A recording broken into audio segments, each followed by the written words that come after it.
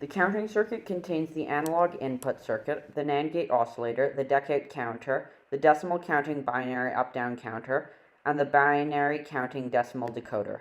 The main part used in the analog input circuit is the NAND logic gate. According to NAND's logic, the only time the output will produce a high is when there are two lows on the input. The LED is on at rest as there are two highs on the input pins of the NAND gate, which creates a low on the output pin.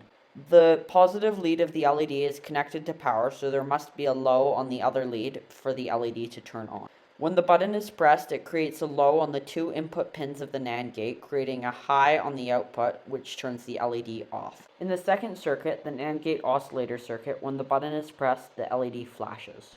At rest, there is a high signal on the output of the fourth NAND gate, meaning the LED will be off.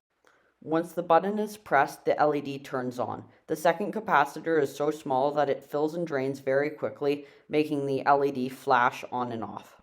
By increasing the capacitance of the capacitor in RC1, you can increase the duration of the flashing, and by increasing the resistance or capacitance at RC2, you can decrease the frequency at which the LED flashes because it will take longer to fill and drain. The 4017 IC chip outputs a high signal on outputs 0 to 9 whenever the clock signal from the 4011 chip hits a rising edge. The clock output will go from 0 to 9 in sequence. Once it reaches 9, it will reset back to 0. The decimal counting circuit connects the divide by 10 pin of the 4017 chip to the clock pin of the 4510 chip. This acts in the same way as the previous circuit, except the chip outputs a 4-bit binary number.